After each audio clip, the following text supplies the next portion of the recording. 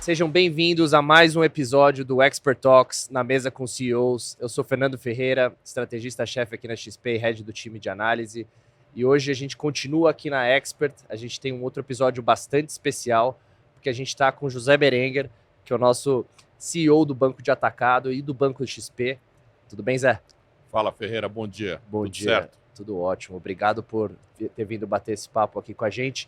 E para me ajudar nesse papo, temos Bernardo Gutmann, nosso analista do setor financeiro, head do setor de financials. Tudo bem, Bernardo? Tudo bom, Ferreira? Tudo ótimo. Bom, a gente está aí se aproximando do último dia da Expert, tem muito conteúdo ainda que a gente vai ver ao longo dos próximas horas, né, no final desse dia. Tem Tom Brady, tem Steve Wozniak, tem muita coisa para acontecer. Mas hoje a gente vai falar sobre o histórico do Zé Berenguer, a gente chama ele de Zé aqui carinhosamente aqui na XP. A gente vai falar um pouco dos planos para o Banco XP e também vai falar aí de quem quiser ter uma carreira de sucesso como ele, algumas das dicas aí que ele dá. Então, Zé, se puder começar contando para a gente um pouco do seu histórico, aí mais de 30, não vou falar 40 anos de mercado financeiro para não indicar a idade, mas estou brincando. Conta um pouquinho pra gente, você começou como trader na mesa, enfim, já passou por várias instituições de renome, e chegou aqui na XP em 2020, se eu não me engano, né? Tá na XP desde 2020. O que te atraiu para vir para a XP depois de uma carreira de tanto sucesso? Enfim, conta um pouquinho do teu histórico aí desde o Legal. começo. Ferreira, eu comecei muito cedo, com 18 anos, eu comecei no back-office do Banco Boa Vista.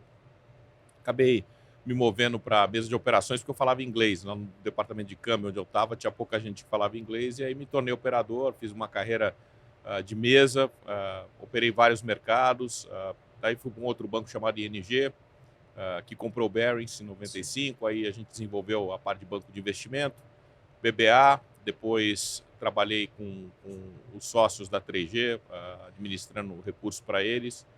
Depois fui primeiro o sócio da 3G, depois BBA, depois Banco Real, Santander, Gávea, JP Morgan e agora XP. Então são 38 anos agora no dia 9 de setembro, daqui a uma semana exatamente de hoje. E uma carreira que eu, assim, me diverti muito, trabalhei com gente muito boa, aprendi muito, continuo aprendendo todos os dias aqui na XP. E estou muito feliz com a oportunidade de estar trabalhando com vocês aqui e construir esse banco que a gente está construindo. E o que te atraiu na XP de diferente, né, de todos os lugares que você tinha trabalhado antes? Enfim, acho que tem uma história, né, de crescimento mais intenso, mais empreendedorismo. Qual que foi O Ferreira, chegou uma hora que eu estava lá no JP Morgan, um super banco, super relevante no mundo financeiro. O Brasil tinha um destaque, uma importância relativa bacana dentro do banco, mas eu queria empreender, fazer uma coisa meio que do zero. E aí a XP era um cliente importante do JP Morgan, um cliente importante meu, e em conversas com o Guilherme durante o processo do IPO surgiu a ideia de eu vir para cá. E aí a gente acabou... O Guilherme falou bem... Você participou do IPO da XP do outro lado. Do outro lado, como o banco estava assessorando. Né? Sim. E aí o Guilherme falou, vamos termina o meu IPO e aí a gente vamos conversar sobre esse assunto. E aí quando acabou o IPO foi em dezembro de 19, a gente começou a conversar e eu fechei no começo de 20. Comecei aqui no dia 15 de setembro de 2020. Teve lá a quarentena de banco estrangeiro, que você conhece bem. E foi interessante, porque durante a quarentena, que era uma quarentena na quarentena, né? Quarentena Exato, dentro do Covid. Durante a pandemia, né? Eu trabalhei até o último dia no JP Morgan, até o dia 14 de setembro. E tinha acesso a e-mail, tudo que para banco estrangeiro sabe como é que é. Quando você comunica que você vai sair, você... Já cortam os acessos. Já corta os acessos e tal. O que para mim foi legal, porque mostra que o banco tinha muita confiança no meu trabalho e eu ajudei na transição, então vim para cá. E o projeto aqui é muito interessante, porque nós temos uma marca bacana, empresa capitalizada, uma base de clientes sensacional, uma distribuição única. E aí a ideia era a gente ter essa plataforma completa de serviços financeiros, né? E eu estou ajudando aqui do lado do banco, junto com vocês, seja no banco como produto bancário, seja no banco de atacado, a desenvolver esses negócios. Então, estou empreendendo numa estrutura já mais robusta, mas empreendendo. Sim. E essa é a história. Com todas as benesses e os desafios de empreender. Exato. Né? E você se formou em Direito, mas nunca exerceu, né, Não. a profissão. Mas te ajudou em alguma coisa ter se formado em Direito, no seu estilo de gestão, talvez? E como foi, mesmo tendo se formado em Direito, a tua decisão de virar trader, né, de começar na mesa de operações? Enfim, eu queria entender um pouquinho. Ferreira, não foi uma decisão minha. Meu chefe na época abriu a porta, o chefe do departamento abriu a porta. Alguém fala inglês? Eu falei, eu falo e tal. E eu caí lá. Sem saber. Sem saber. E comecei basicamente como um boleteiro. Naquela época você tinha máquina de telex para fazer arbitragem de moedas, e eu fazia isso. Então, enfim, foi como eu acabei caindo nesse mundo. E aí eu me desenvolvi. Tem uma coisa legal que foi o fato de eu ser muito curioso. Então, até hoje, eu tento estudar coisas que eu não entendo, tento aprender coisas que eu não conheço. Sim. Então, eu comecei a me desenvolver sozinho. Eu me lembro de um episódio que para mim foi marcante. Eu comprei, na época, um laptop que era um monstro. Isso ainda no Banco Boa Vista, foi meu primeiro trabalho. Para me ajudar a calcular as diversas operações que a gente tinha. A gente usava HP12C, que para fluxos mais complexos não funcionava. Para você ter uma ideia, o banco tinha um computador. Caramba. No banco como um todo. Banco todo. Na filial aqui de São Paulo. Então, você não tinha essa ferramenta. Eu comprei, fiz um investimento na física na época. Não tinha e-mail, né? Tinha que ficar mandando documento do escritório para escritório. Escritório para escritório. Né? O office boy da época. Office boy. Né? Assinava, o contrato de câmbio tinha 8 vias. 8 vias? 8 vias. Você fechava 40, 50, às vezes 200 operações, tinha que assinar 8 vezes cada uma. Então, assim, era tudo muito ainda primitivo, eu diria. Sim. E aí eu caí na mesa, eu ainda estava cursando o direito de noite. Ali foi o fim da minha carreira jurídica, porque eu comecei a gostar do negócio. Aí eu tinha como planos fazer um MBA depois no exterior. Não rolou, porque eu virei diretor logo que eu me formei. E aí eu fazia a conta, falei, pô, eu vou largar na mesa uma carreira que está legal. Custava dinheiro, obviamente, fazer o MBA lá fora, então não fui fazer. Fora o custo de oportunidade. Né? Exato, fora o custo de oportunidade. Então, enfim, foi assim. Eu acho que curiosidade, conhecer coisas novas, e tive chefes muito bons minha vida toda, que me ensinaram muito e que me ajudaram muito a me desenvolver. Então, essa é a história. E do ponto de vista da formação jurídica, ajuda até hoje, porque você desenvolve, eu aprendi um monte de coisa, você desenvolve skills de leitura, de tentar amarrar as pontas que ficam eventualmente soltas numa operação. Sim. Então, eu uso até hoje, nunca exerci, tomei pau no exame da ordem, não tentei fazer de novo, porque eu tinha certeza que eu não ia seguir essa carreira. Sim. Pô, fui aprendendo as coisas de mercado financeiro sozinhos. Depois, quando eu fui promovido e tal, os bancos que eu trabalhei me mandaram fazer curso no exterior, e curso de gestão, de liderança, etc., e foi complementando a minha formação. Então, essa é a história. Tudo muito... Uma coisa que talvez vale a pena dividir aqui com vocês é que volta e meia os talentos nossos aqui da empresa mais jovens, assim, eu queria ter um plano de carreira, queria saber qual que vai ser a minha nova etapa. E a resposta que eu dou para eles é muito genuína, muito sincera. Eu digo, olha, tudo que você planejar, eu te garanto uma coisa, vai ser diferente. Não vai acontecer. As coisas vão acontecer de uma forma que a gente não planeja. Sim. E você tem que estar preparado para isso, enfrentar esses desafios, essa incerteza e surfar essa onda. Pô, a coisa não vai ser do jeito que a gente quer e a gente tem que estar preparado, mas sempre com atitude legal. Atitude de querer aprender, humildade, de tratar bem as pessoas, que isso é uma coisa que eu aprendi logo cedo com os gestores que eu tive, e em casa também, né? Sim. Então, são coisas simples que ajudam a gente no desenvolvimento. E tá pronto para as oportunidades que vão passar na nossa frente. Então, esses movimentos todos na sua carreira, você nunca assim, planejou eles foram acontecendo meio ao acaso? Meio assim? ao acaso. Rapaz, nunca. Assim, óbvio que agora, nesse movimento para XP, eu estava com a cabeça de fazer uma coisa diferente, né? Depois de tantos anos. Mas mesmo assim, não é um negócio porque eu fiquei pensando, olha, daqui a 2 anos eu vou querer fazer isso. Não, as coisas vão acontecendo. Sim. E, de novo, a gente tem que estar preparado, cabeça aberta, mente aberta, e enfrentar essas situações e aproveitar as oportunidades. Sim, ótimo. E, Zé, a gente estava falando antes de começar aqui sobre o Santos, né, sobre futebol, e você é um santista fanático, né, já participou do Conselho do Santos, enfim, então eu queria que você falasse um pouquinho a tua história com o futebol e também falasse desse novo, né, modelo para o futebol, de profissionalização do futebol, que a XP está bastante envolvida e ajudando a transformar o futebol brasileiro. Enfim, se você pudesse falar um pouco sobre... Ô Ferreira, a gente... A história do... Bom, sempre fui torcedor, ia no campo, tal, moleque. E há uns anos atrás, um corintiano nos procurou e falou assim, olha, vocês têm... Procurou um grupo de santistas aí no mercado financeiro e falou, vocês têm que tomar cuidado que vocês, se não ajudarem o Santos vai virar... Me desculpe os torcedores da Portuguesa, vai virar a Portuguesa de Esportes. Que, aliás, é um time que a gente tem muito carinho aqui em São Paulo. Né? Exato. E aí a gente se juntou, formou um grupo e a gente ganhou a eleição em 2009. E aí, então, eu fui para o comitê de gestão da época desse grupo e fiquei lá responsável ajudar na base, em marketing. E era um grupo muito bacana, vários colegas aqui do mercado financeiro. Você tinha que ir para Santos? Eu ia, semanalmente. Uma vez por semana tinha reunião lá em Santos, eu descia. E era difícil, era na quarta-feira, eu descia cedo, voltava às 14h.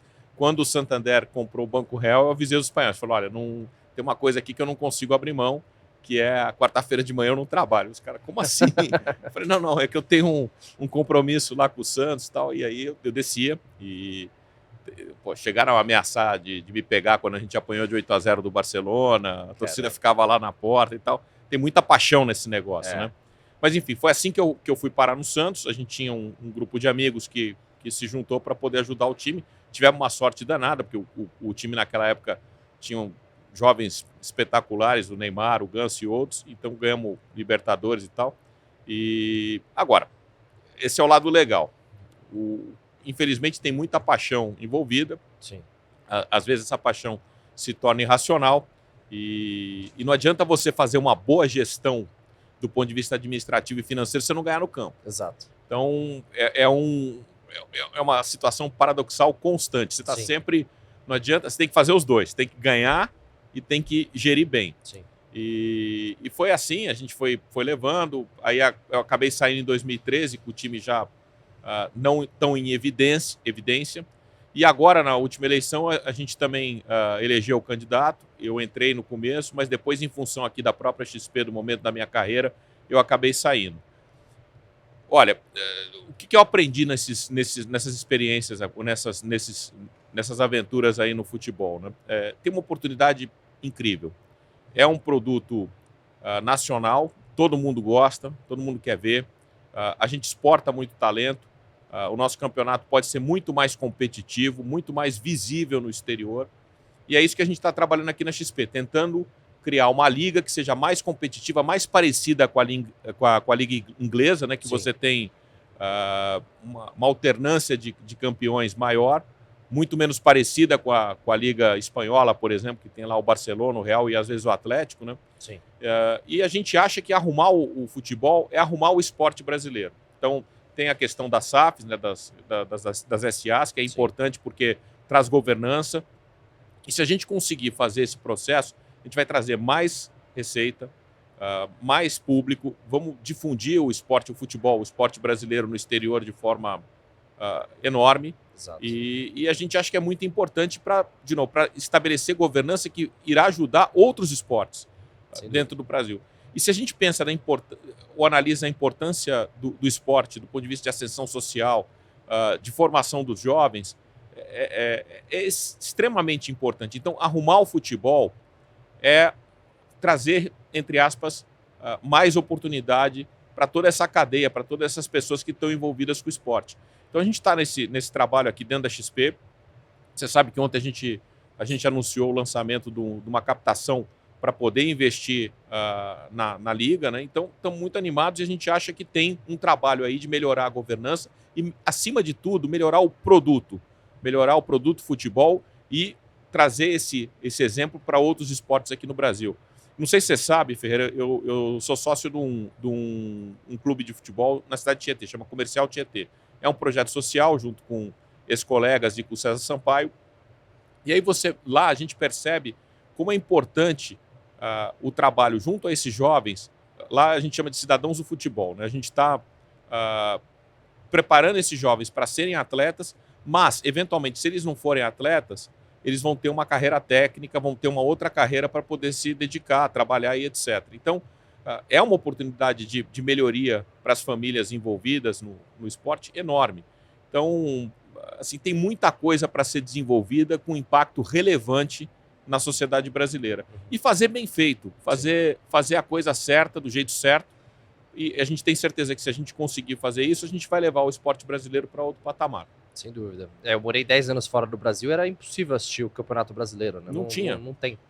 E se a gente conseguir monetizar mais esses direitos, né, de TV, enfim, conseguir monetizar melhor o Campeonato Brasileiro, melhorar a qualidade financeira dos times, no fim do dia você consegue segurar os jogadores aqui por mais tempo, né? Exato. Você cria um produto melhor aqui no Brasil, não precisa vender, os times não precisam vender os jogadores tão cedo, né? O meu time, o Corinthians, a gente sempre critica que qualquer, né, garoto da base que desponta já é vendido rapidamente, porque o time precisa daquele recurso. Exato. Então, você vê, olha, recentemente a gente vendeu, o Santos vendeu semana passada o David Washington, 17 anos.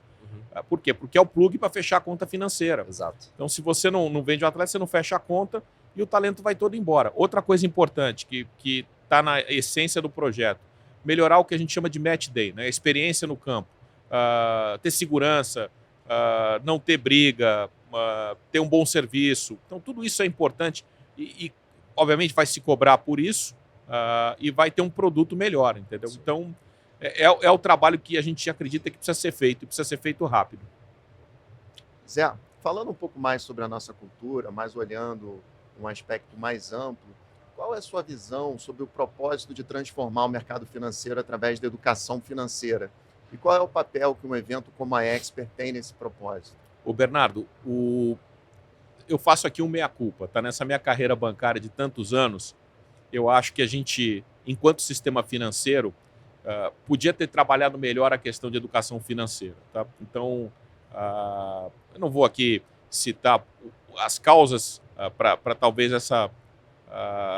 esse gap de educação financeira que o país tem, mas tem muito espaço para a gente ajudar as pessoas a investirem melhor, a trabalharem melhor com crédito, a se planejarem de uma forma mais efetiva para ter segurança financeira, tanto no mundo de pessoa jurídica quanto no mundo de pessoa física. E a XP tem isso como propósito. A XP começou dando aula. O Guilherme dava aula ensinando os investidores a operar no mercado de ações. Então a gente tem essa pegada, ela é super importante. Ontem a gente estava falando de empreendedores, né? A dificuldade que empreendedores têm de gerir as suas finanças, pessoas físicas também. Então é essencial. A educação financeira é um país mais competitivo. E eu acho que a gente ajuda nessa direção. A XP tem uma pegada forte em educação financeira, não só em relação aos investimentos. Agora que a gente tem a nossa plataforma ficando completa em termos de produtos financeiros, a gente tem que ajudar os clientes a entender esses produtos e consumir esses produtos de forma responsável. A gente tem, especialmente na base da pirâmide, uma dinâmica muito perversa, que é a dinâmica de negativação. Então, o cliente é negativado, ele deixa de ser cidadão financeiro por um período, depois o crédito dele é vendido para um escritório de cobrança ou para um player qualquer, ele faz um acordo por uma fração da dívida, volta a ser cidadão financeiro e vai ser negativado de novo. Por quê? Porque ele tomou o produto errado, ele comprou o produto errado. A gente precisa ajudar esse cliente também a consumir o produto correto. E na parte de investimentos, a mesma coisa. Qual que é o seu perfil de risco? Qual que é o seu horizonte? Para que você está poupando? São questões importantes, precisam ser endereçadas. E eu tenho muito orgulho do trabalho que a gente faz aqui na empresa em relação à educação financeira. Eu acho que é essencial para o desenvolvimento do país e para o país ter mais eficiência. Zé, passamos por um começo de ano bem turbulento, né? Tanto no ambiente macro quanto político. Algumas confusões, além do evento Americanas, que acabou impactando, né, a confiança dos investidores. E nesse cenário, com juros elevados, crédito mais restrito, a gente acabou vendo um movimento de investidores, né, principalmente pessoas físicas, optando por produtos com liquidez imediata. Isso, obviamente, impactou o nosso core business de investimento, mas, no entanto, esse cenário parece estar mudando, com os juros começando a cair no Brasil. Qual é a sua leitura sobre o cenário atual? Bernardo, desculpa. a gente precisa voltar uns anos para dar essa resposta, tá? O nosso país tem memória de hiperinflação, memória de curto prazo. Quando eu comecei a trabalhar, era tudo overnight. Então, a gente queria o dinheiro na mão, a rentabilidade era excepcional, então a gente foi criado com essa cultura, tá? Então, quando tem um período de elevação de taxa de juros, e aí você tem instrumentos que ainda são muito eficientes, instrumentos isentos, que não pagam imposto, com taxas muito altas, o investidor tem aquele chipzinho de querer uma operação de curto prazo, um investimento de curto prazo, isso volta a acontecer. Então, isso foi a nossa dinâmica. Como a gente sabe, o país teve, o mundo teve uma situação de abundância monetária, de taxas de juros muito baixas para combater a pandemia. Está havendo uma normalização. Eu diria que 90% do trabalho de combate à inflação e de normalização monetária já aconteceu. A gente está no final desse ciclo. As curvas começam a mostrar taxas mais baixas e aí o apetite de risco começa a voltar. Então, nós estamos enxergando esse processo acontecendo. Isso a gente sente aqui no dia a dia da empresa. O investidor começa a se movimentar, sair dessa renda fixa de curto prazo e procurar alternativas mais rentáveis, mais de longo prazo. Então, é esse o processo que a gente está vivendo. Como eu disse, 90% do trabalho, mais ou menos, de ajuste já foi feito e a perspectiva é super positiva. Nós vamos ter semestres aqui muito bons para o mercado de capitais, para a economia como um todo, dado esse cenário de normalização de política monetária. Então, a gente está otimista com os próximos meses e vamos ver como é que o Brasil vai conseguir discutir, aprovar as reformas. Lembrando que é um mercado emergente, volátil. O Brasil é o Brasil. A gente tem desafios importantes para serem endereçados, mas eu tenho certeza que a trajetória é positiva.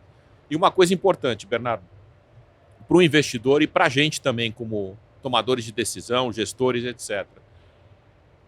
Temos que pensar a longo prazo. Se a gente ficar na armadilha de só ficar lendo o jornal, escutando o que está acontecendo em Brasília, refém das notícias de curto prazo, nós vamos cometer erros importantes na execução da nossa estratégia. Essa estratégia que qualquer companhia tem que ser uma estratégia de médio e longo prazo. Então, o foco lá no objetivo final, para daqui a alguns semestres, daqui a alguns anos, é o mais importante. E, óbvio, não é simplesmente ignorar o que está acontecendo em torno da gente, mas ter essa cabeça de longo prazo e tentar se desconectar um pouco dos ruídos políticos, econômicos de curto prazo, porque senão a gente começa a fazer zigue-zague na nossa estratégia e erra. Eu não estou dizendo que não corrigir a estratégia. Obviamente a estratégia tem que ser corrigida conforme as coisas vão mudando, mas evitar ficar corrigindo no curto prazo em função dos ruídos que acontecem. Ficar mudando de rumo, né? E Zé, a gente falou com o Mafra também recentemente e em relação à estratégia, ele falou bastante sobre ter o cliente investidor, seja pessoa jurídica, pessoa física, no core, né, no centro da empresa, e oferecer vários outros serviços financeiros, né, complementando a oferta de produtos e serviços para esses clientes. Como é que a estratégia do Banco XP se encaixa, né, em toda essa estratégia core da XP daqui para frente? Quais são os planos aí que você vê para o banco, tanto o banco de atacado, o banco de varejo, enfim. Muita gente pergunta, pô, mas a XP é banco? Não é banco? A XP é corretora? Então, acho que é uma área nova, né, de poucos anos aqui na XP. Então, queria que você falasse um pouco sobre os planos aí, como é que se encaixa na estratégia geral do grupo. Ferreira, a gente é uma plataforma de serviços financeiros, inclusive de banco, seguros, investimentos, etc. Primeira coisa. Segunda coisa, o nosso cliente é o cliente investidor. São os mais ou menos 30 milhões de clientes investidores no Brasil que nos procuram para investir e agora, com tecnologia, com mais competição, com a própria postura do regulador no sentido de incentivar a competição no mercado, a gente começa a oferecer outros produtos. E aí tem um exemplo que eu gosto de dar, que é o nosso cliente precisa financiar um imóvel, por exemplo. Ele vai ter que dar um pagamento inicial, que a gente chama de um down payment, vai lá no outro banco, o banco dá o crédito imobiliário para ele, a gente não tem poupança, então a gente não tem o crédito imobiliário, ele saca uma parte dos investimentos para poder dar a entrada no imóvel, depois o outro banco vai dizer para ele, olha, eu sei que você tem investimentos, traz um pouco do investimento que você tem para a gente. E aí eu perco essa captação, eu perco esses investimentos desse cliente. Então, o que a gente está construindo? Nós estamos construindo uma plataforma de serviços financeiros para que o cliente fique aqui. O cliente não precise sair da XP para poder operar outros produtos. Sim. Então, essa é a estratégia. E, em cima disso, você tem toda a revolução que está acontecendo com Open Finance, com tecnologia em geral, que vai facilitar com que a gente tenha o que a gente chama de principalidade com o cliente. Ou seja, que o cliente utilize, em primeiro lugar, a XP e depois os outros concorrentes. Esse é o nosso objetivo de forma ampla. Aí, se a gente for analisar pessoa física e pessoa jurídica, tem coisas diferentes, tem estratégias diferentes, mas sempre com a principalidade, sempre fazendo com que a gente tenha uma porção importante ou majoritária das atividades financeiras desse cliente, seja do ponto de vista, mais uma vez, de produtos bancários, de investimentos, seguros ou qualquer outro serviço financeiro. Então, essa é a estratégia. E aí, obviamente, dentro de uma segmentação montada aqui dentro da empresa, a gente vai atender os diversos tipos de clientes de formas diferentes. Então, é assim que a gente quer ser. Por exemplo, um cliente corporativo de grande porte. Eu quero ser a primeira chamada. Então, ele pensou em alguma coisa estratégica, alguma operação, qualquer que ela seja, a gente quer que ele pense na XP primeiro. Na pessoa física, a gente quer que o cliente use a nossa conta como sendo a sua conta principal.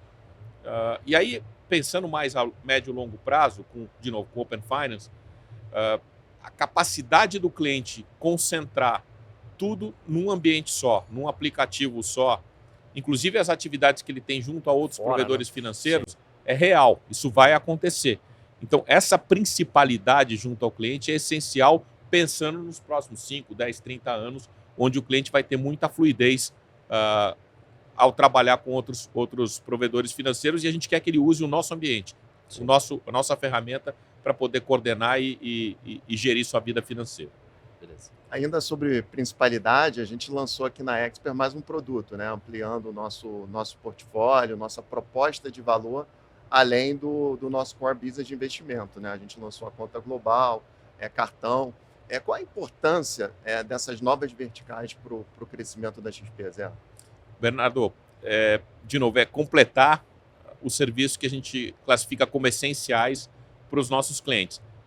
Sempre o processo de desenvolvimento, de encaixe, de o que vem primeiro, o que vem depois, do ponto de vista de produtos, é sempre pensando em relação à necessidade do cliente. A gente gosta de dizer que a gente não vende produto, a gente vende solução, a gente vende assessoria, né? E é verdade. Então, por exemplo, a demanda por conta internacional está aí, a gente acelerou, tiramos alguns outros projetos da lista de prioridades para poder entregar.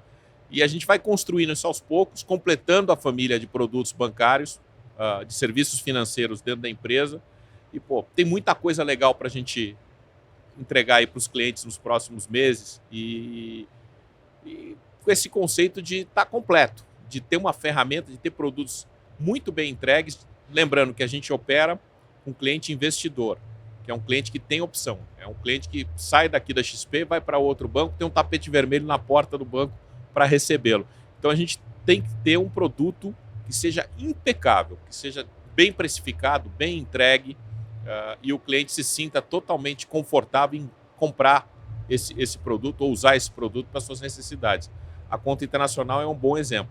E a gente tem muito mais produtos que vão ser lançados nos próximos meses, completando a nossa oferta.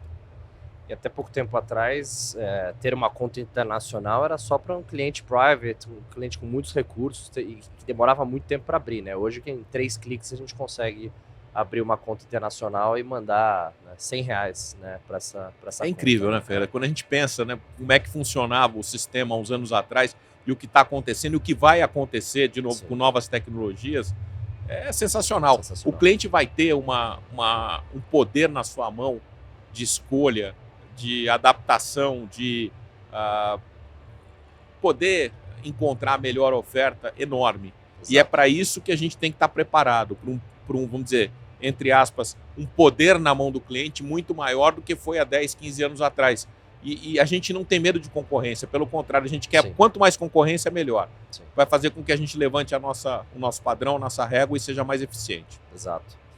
E Zé, assim, o market share da XP no setor financeiro ele ainda é bastante baixo em investimentos, mas principalmente nas receitas totais. Perfeito.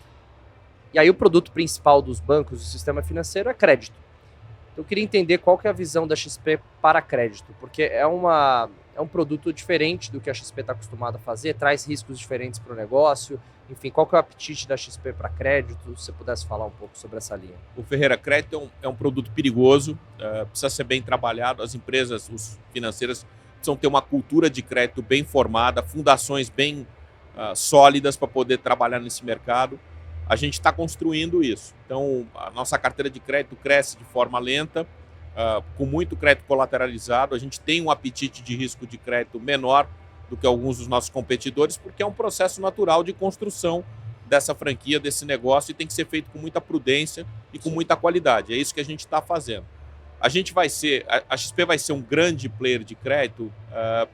Eu diria que sim, porém num modelo mais parecido com o modelo americano, onde as instituições carregam nos seus balanços riscos menores quando a gente compara, por exemplo, com os bancos brasileiros. Ou seja, nós teremos muito mais distribuição desses riscos para o mercado como um todo do que a gente chama de armazenamento desses créditos.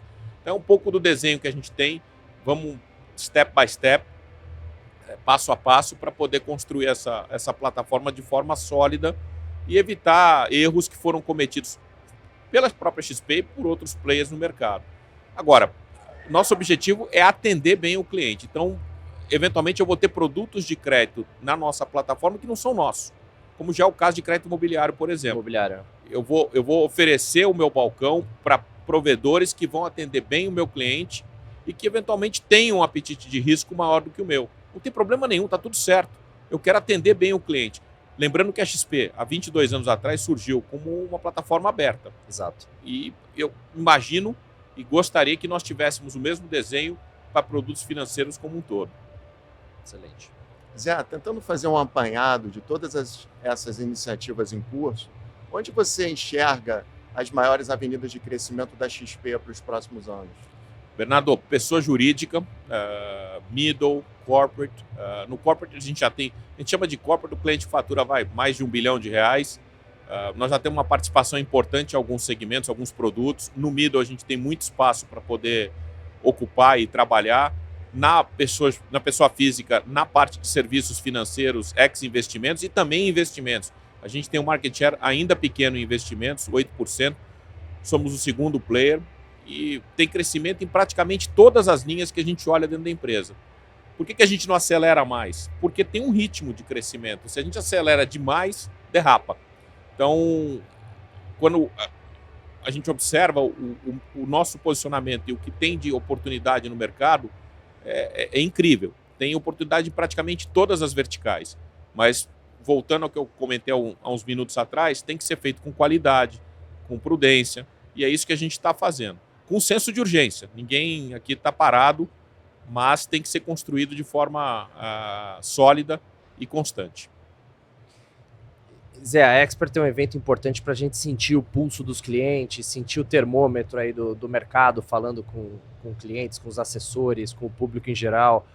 Enfim, como é que você está sentindo esse termômetro, né, dessa Expert? Como é que você está vendo no bate-papo que você está tendo aí com os clientes? Ferreira, precisa até tomar um certo cuidado, né? Porque a energia aqui do evento é tão forte, tão bacana, tão positiva. Sim. Que a gente tende a ficar otimista demais, né? Então, as pessoas estão positivas, o evento é incrível, estamos aqui hoje gravando no sábado de manhã, chegamos aqui cedo, já tinha um monte de gente. Exato. Então, respondendo a tua pergunta de forma objetiva, é um clima bacana, positivo, tá? Aí vamos, se me permite, dar uma geral no quadro econômico e de mercado. O Brasil se tornou uma opção concreta novamente, em função de questões geopolíticas, Ucrânia, Rússia, China, etc. A questão de nearshoring, a gente está no mesmo fuso, por exemplo, dos Estados Unidos, sim, aproximação com o Oriente Médio. Então tem uma série de fatores positivos. Agenda ambiental, talvez não só a agenda, mas principalmente a comunicação em relação às questões ambientais acabou prejudicando a gente nos últimos anos e agora volta a ter uma certa normalidade. Então o Brasil voltou a ser uma opção. para investidores estrangeiros. Do lado interno, você tem redução de taxa de juros, um apetite de risco crescente por parte de investidores. Então, está dado um cenário positivo. Desafios: questão fiscal, reformas, gestão do governo como um todo. O mais importante, de novo, pensando no médio e longo prazo, é equilíbrio de poderes entre executivo, legislativo e judiciário, e a perspectiva do país se tornar uma liderança, tanto do ponto de vista agro, como já é, ou continuar sendo, ampliar essa liderança, do ponto de vista de alimentação, segurança alimentar para o mundo todo, toda a questão ambiental, do papel do Brasil nessa discussão e na implementação de políticas que permitam que a gente combata o aquecimento global e outras questões ambientais importantes. Então, o país está muito bem posicionado. Setor produtivo forte, mercados que funcionam. Óbvio, temos N desafios. O principal deles, na minha visão, é a disparidade de renda entre a baixa renda e a população mais rica. Isso precisa ser endereçado. Não dá para a gente ir bem num país que vai mal. Sim. Não dá para o setor financeiro ir bem, o setor de mineração ir bem num país que socialmente vai mal. A gente põe o carro blindado, não anda mais pelas ruas e acha que está tudo bem. Não, está tudo mal. A questão social precisa ser endereçada. Se debate muito a questão de tributar a renda de A, B ou C, ou do fundo exclusivo. Eu acho que tem que ser feito. A gente tem que ter mais dinheiro para poder endereçar essas questões. Óbvio que tem que também gastar melhor, tem que gastar menos. É um pouco, não é o ou, é o e, né? Sim. Então tem que melhorar a arrecadação e melhorar a forma que a gente gasta. Sim. Mas precisa ser feito e eu acho que a gente está no caminho certo.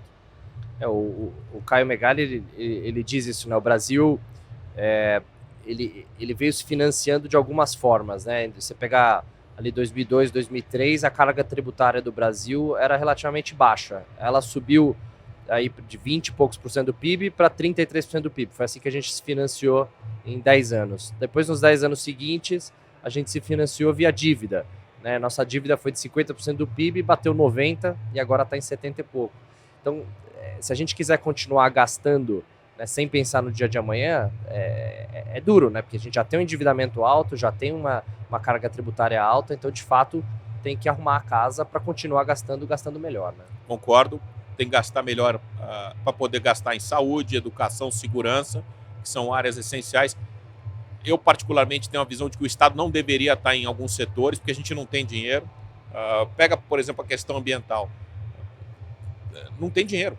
Não conseguimos investir o suficiente, por exemplo, para combater desmatamento ilegal, grilagem, etc. Então, tem que usar o setor privado para poder ajudar. Exato. Então, o essencial, na minha visão, é educação, principalmente, saúde e segurança. Acho que isso o governo deveria focar. E gastar melhor, porque realmente você não vai conseguir, se você não mexer nos dois lados da equação, não vamos conseguir ter uma situação fiscal melhor. E não existe mágica. Não existe. Nas nossas finanças pessoais, se a gente descontrolar os gastos, a coisa não dá certo. Então, no governo também é a mesma coisa. E a gente precisa focar numa melhor execução fiscal nas duas pontas. Zé, mudando um pouco a temática, você é um executivo muito experiente, muito respeitado, que já conquistou muito profissionalmente. O que te motiva a seguir no mercado? Bernardo, eu não me acho... eu não acho que eu conquistei muita coisa. Eu acho que eu tive muita sorte de trabalhar com gente muito boa, de estar cercado de pessoas especiais, formar gente, e eu estou nessa jornada. Eu acho que eu não terminei nada ainda. Eu acho que eu tenho muita coisa para fazer. Eu me sinto disposto, jovem de cabeça, aprendendo todo dia. E eu acho que o principal foi me cercar de pessoas que eu admiro, de pessoas que eu aprendo. É difícil, né? Porque o executivo, quando você está numa posição de CEO, você tem toda uma estrutura, né? Às vezes você fica a visão fica meio embaçada na vaidade, no cargo. O cargo às vezes fica maior que você, então você precisa tomar muito cuidado para não se atrapalhar com essas questões. E ser você, quem você é. Tratar bem as pessoas, seus clientes, e ter uma postura de como você sempre foi na sua vida pessoal, no seu trabalho, entendeu? Eu gostaria de ser lembrado, no dia que eu parar, pelo que eu construí junto com vocês, junto com a minha equipe, com os meus clientes, e não sendo uma pessoa que eu atingi tal objetivo, tal posição. Eu prefiro olhar o meu legado, né, as coisas legais que eu fiz, os erros que eu cometi, que foram enormes, e continuar aprendendo com esses erros para evitar que eu cometa novamente. Agora, o que é mais legal, pega hoje a minha posição, né? Eu saí de uma posição super confortável lá no JP Morgan, que, aliás, de novo, respeito muito todos os lugares que eu trabalhei, o JP também, mas estou aqui com vocês, uma empresa muito jovem, e aprendo todos os dias. Com vocês, com a tesouraria, com a área de varejo, com o Mafra, com o Guilherme, com o meu cliente. Então, é isso que me desafia, é isso que eu acho que é bacana com um profissional. Tá aprendendo, tá cercado de gente boa e fazer a coisa certa, Bernardo. Esse é outro ponto importante. Na carreira, a gente se depara com várias armadilhas, né? Várias coisas que, às vezes, parecem que são desvios, são shortcuts, são coisas que podem acelerar uma ascensão, uma operação, etc. E não cair nessa armadilha, ou nessas armadilhas. Procurar fazer a coisa certa para o seu cliente, para você, com ética. Sem cortar caminhos. Né? Sem cortar caminhos e com paciência. Hoje, talvez, um conselho que eu gosto de dar para as pessoas é paciência. As coisas vão acontecer no seu tempo certo, da forma certa. Então, talvez aqui, como a empresa é muito jovem, né, eu bato muito nessa tecla, mas são coisas que me vêm à cabeça em cima da sua pergunta. E eu acho que tem muita coisa bacana para ser feita ainda no mercado financeiro brasileiro, e acho que a XP tem um papel essencial na mudança desse mercado. Então, me sinto orgulhoso, feliz de estar aqui com vocês, com a minha equipe, com todos os sócios, e a gente vai fazer história. E aí a história não é minha, a história é nossa. A história da empresa, a história dos nossos 6.000 e poucos colaboradores, 15 mil assessores, e por aí vai.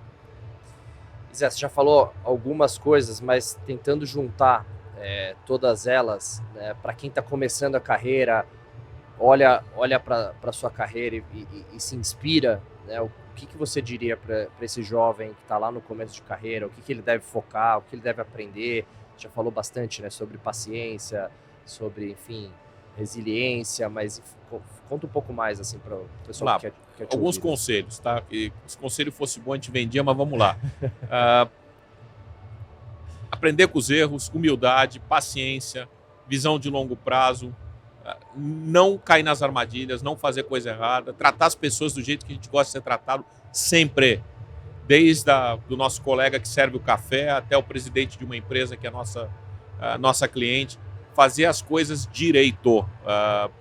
Esse mercado, especialmente o mercado financeiro, é cheio de armadilhas, então não cair nessas armadilhas, procurar fazer sempre a coisa mais certa para o seu cliente e para você, com ética e visão de longo prazo. Às vezes a gente pega, eu era assim, né? As pessoas querem serem bem-sucedidas no curto prazo, Sim. mas tudo tem seu tempo, tijolo a tijolo que você vai construindo as coisas, né? Então, é realmente pensar numa jornada de 30, 40, 50 anos. De novo, não vai ser do jeito que a gente acha que vai ser diferente, mas vai ser bom. Se fizer direito, vai ser bom. Então é isso, são um pouco das recomendações, das dicas que eu deixo aí para quem está nos ouvindo. E viva a vida, também equilibrar um pouco a questão do trabalho com a vida pessoal. Sem dúvida. Muitas vezes eu mesmo tive vários fracassos na vida pessoal porque não equilibrei bem essas duas coisas. Sim. Saúde, pensar saúde mental, saúde física, enfim. É uma prova de longo prazo, né? Então não adianta sair correndo porque vai desgastar e vai faltar gasolina, vai faltar capacidade lá na frente. Sem dúvida. E Zé, o que você gosta de fazer fora do escritório, da vida pessoal, enfim, quais são seus hobbies? que você gosta de ler? Eu gosto de ler, eu leio muito, muito, muito. Tenho lido bastante, de tudo. Livro físico? Não, Kindle. Digital, já tá na modernidade. Eu acho que eu sou o rei dos gadgets. Todos os gadgets novos. Eu voltei pro livro físico. Eu comprei um Kindle novo que você rabisca e tal. Então, boa. Aí você faz observações. Eu mando as leituras em geral pro Kindle. Então, eu gosto de ler. Gosto de estar com os amigos, pedalar, assistir jogos do Santos, que é um sofrimento desgraçado hoje em dia. Vinhos também, comer bem, viajar. Então são coisas que eu curto fazer. E eu tento chegar em casa e desligar. Tento realmente... nem sempre é possível? Nem sempre é possível, mas tento fazer isso para poder dar uma diminuída no ritmo, entendeu? E tem algum livro recente que você leu que você recomenda? Ou mais de um livro, enfim? Eu li um que eu gostei muito, chama The New Map, que é sobre a questão da matriz energética no mundo nos próximos anos, os impactos geopolíticos. Li a história lá da família Sackler com os opioides, que é muito interessante. Li o livro recentemente também do Emílio Odebrecht, com a versão dele sobre a Lava Jato. Enfim, às vezes eu leio 2 ou 3 ao mesmo tempo, entendeu?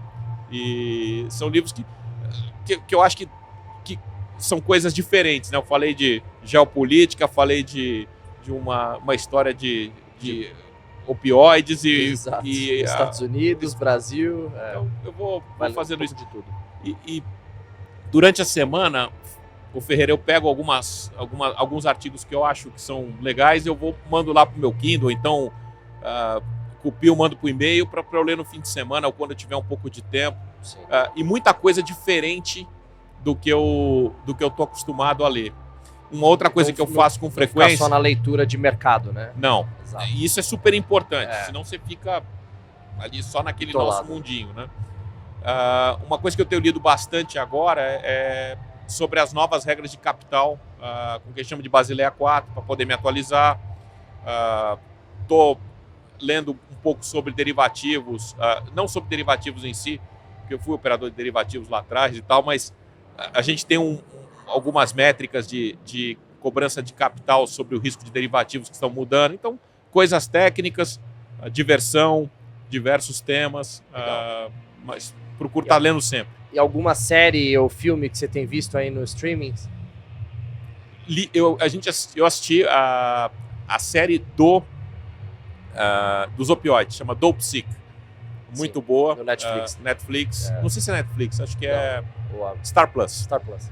E excelente, excelente. É um caso assim, bem pesado, né? Sim. Pensar o domínio econômico impactando a saúde das pessoas com vícios e tal. Que os Estados Unidos sofre até hoje. Sofre até hoje com essa questão. É uma grande lição, né, de falha do regulador e de excessos. Então, bastante interessante.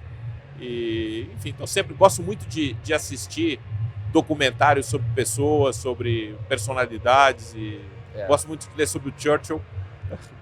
Ontem nós tivemos o Boris Johnson aqui. Escreveu um livro sobre o Churchill, inclusive recomendo o livro, excelente, porque ele conta várias histórias que eu não sabia sobre o Churchill, que a gente não conhecia, né?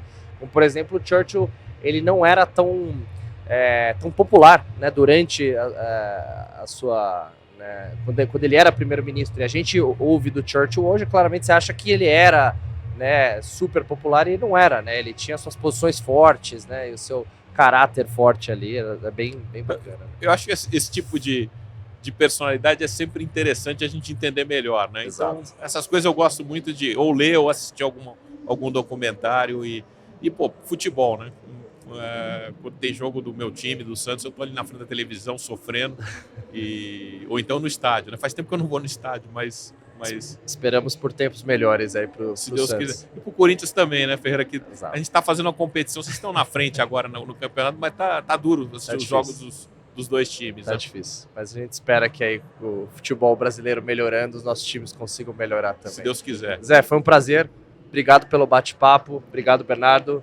Obrigado, pessoal, Zé. Obrigado, Ferreira. Até o próximo episódio. Espero que vocês tenham gostado. Se vocês gostaram, manda o link para todo mundo que você conhece aí nos seus grupos, recomende o nosso podcast e a gente vai ter aí uma série de outros episódios bastante relevantes aqui daqui para frente. Obrigado e até a próxima. Obrigado, pessoal.